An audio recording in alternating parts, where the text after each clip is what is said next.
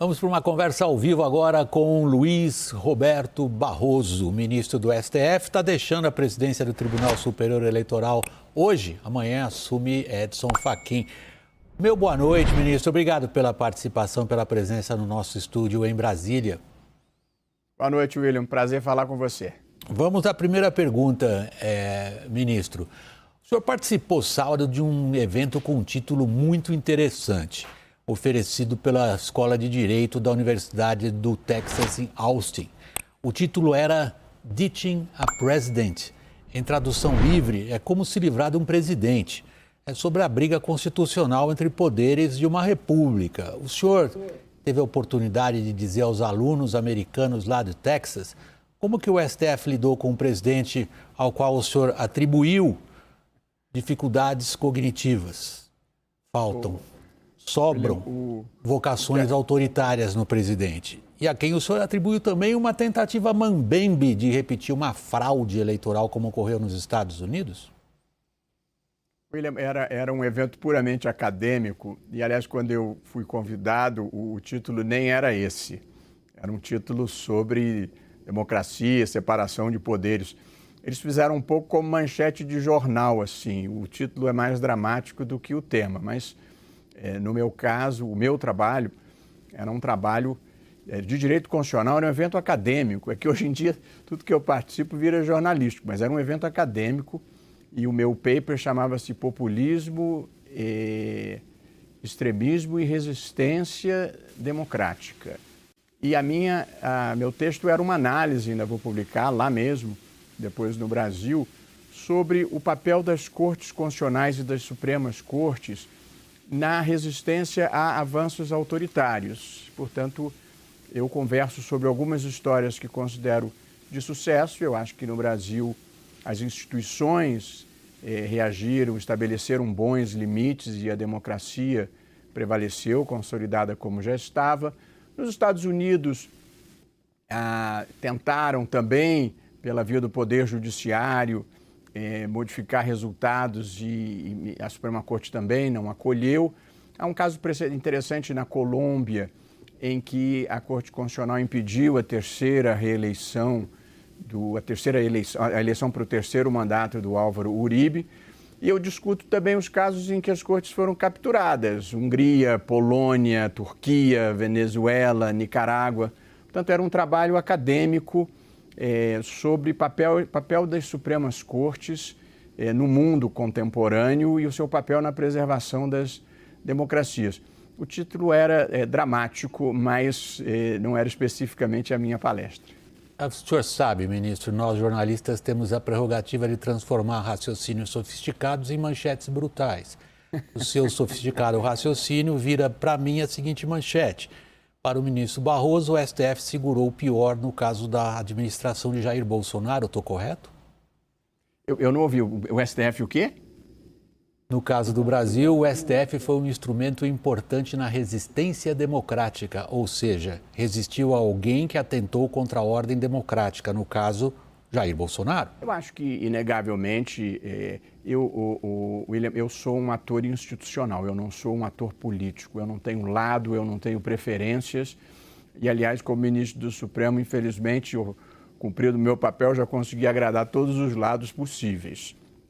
Portanto, eu lido com fatos. Então, objetivamente, houve fatos, sim, preocupantes. Um comício na porta do Comando do Exército, pedindo o fechamento do Congresso e do Supremo, é um fato preocupante. Tanques de guerra desfilando na Praça dos Três Poderes é um fato preocupante. Desde Roma não se cruza o Rubicão. Quando cruzaram o Rubicão, caiu a República Romana. Portanto, os exércitos iam para a guerra, mas não entravam no espaço do poder civil.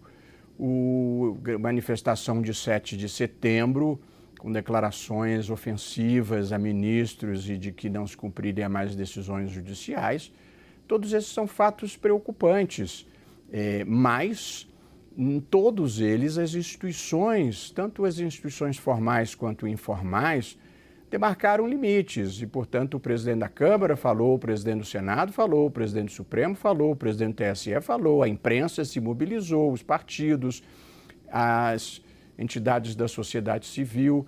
Democracia não é uma obra construída, ela é uma vivência diária institucional e as pessoas muitas vezes testam limites. E eu acho que as instituições têm o papel de dar os limites, e o Supremo particularmente, porque o papel de uma Suprema Corte em qualquer lugar do mundo é limitar o poder. A Constituição é o documento que institucionaliza e limita o poder. De modo que, seja no Brasil, seja nos Estados Unidos, seja no Reino Unido, uma Corte Constitucional tem o papel de dizer não, muitas vezes, ao poder quando ele se expande além do razoável. Ministro, deixa eu usar a expressão que o senhor acabou de empregar. Uma corte tem que impor limites. Vamos falar dessa corte que o senhor presidiu até aqui, o Tribunal Superior Eleitoral. Ministro, na sua opinião, propagar que urnas eletrônicas não funcionam é fake news e, portanto, deveria ser uma atividade de propaganda eleitoral coibida pelo TSE?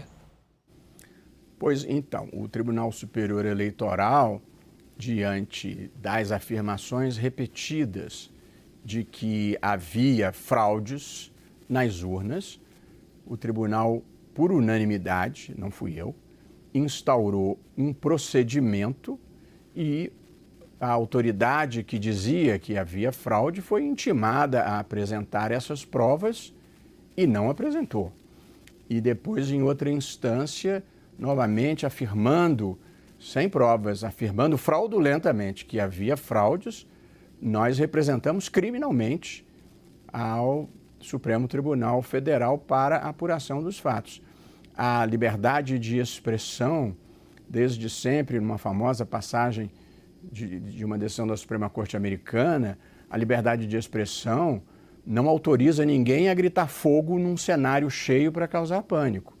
E, portanto, também não autoriza a acusar falsamente a existência de fraude, criando uma disrupção no processo democrático. Portanto, todas as vezes que isso aconteceu, o Tribunal Superior Eleitoral reagiu, às vezes com afirmações e outras vezes com ações concretas, pedindo a apuração de eventual existência de crime. Ministro, o senhor espera, portanto, que, por exemplo, o Procurador-Geral Eleitoral persiga implacavelmente manifestações que digam que as urnas não funcionam? Eu acho que qualquer acusação fraudulenta que comprometa o processo democrático deve ser apurado com rigor. Aliás, o Tribunal Superior Eleitoral votou, e por unanimidade, pela cassação do mandato por abuso de poder político, de uso dos meios de comunicação, de um candidato que no dia das eleições foi para os meios de comunicação social e para as mídias sociais dizer que as urnas estavam fraudadas, indicou quais eram, foi feita a perícia e era mentira.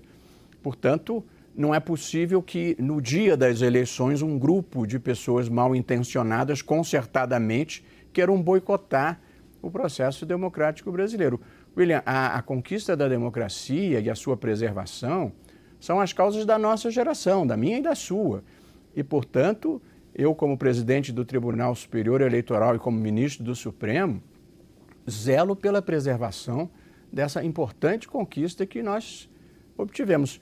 A liberdade de expressão é muito importante, sou um defensor empenhado, o Supremo tem sido um defensor empenhado, mas dizer vamos entrar lá, tacar fogo e tirar aquelas pessoas à força, vivas ou mortas, isso não é liberdade de expressão, isso é bandidagem mesmo. Ministro, o senhor há pouco se referiu que o senhor lida com fatos.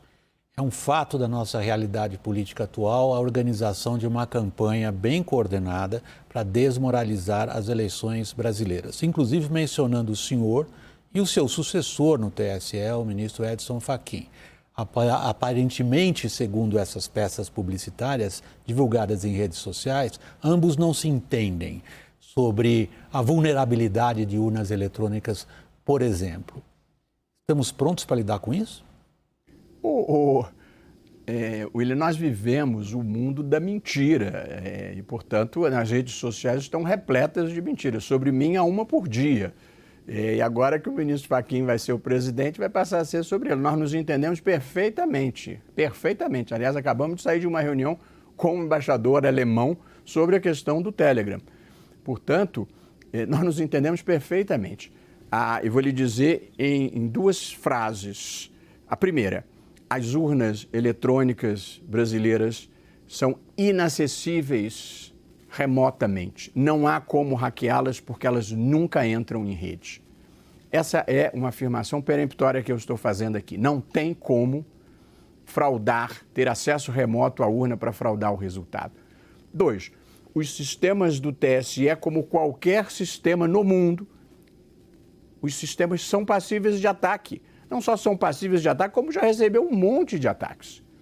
Só que nunca conseguiram derrubar o sistema. No dia das eleições, no primeiro turno, houve o que se chama de ataque de negação de serviço. É público, dezenas de milhares de tentativas de acesso vindas de todo o mundo, embora eu esteja convencido que era coordenada aqui do Brasil, mas a Polícia Federal não achou, tentaram derrubar o sistema, não conseguiram. Mas se derrubar o sistema, não tem como fraudar a eleição, porque a urna nunca entra em rede. E ao final da eleição, às 17 horas, ela imprime o boletim da urna. E ali sai o resultado daquela urna, quantos votos cada candidato teve naquela urna. Acabou a eleição.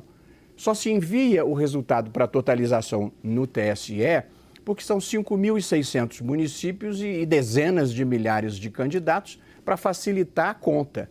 Portanto, o ministro Fachin, eu e o ministro Alexandre, sem nenhuma divergência em momento algum, podemos afirmar peremptoriamente: 1, a urna não entra em rede e, portanto, não tem como violá-la.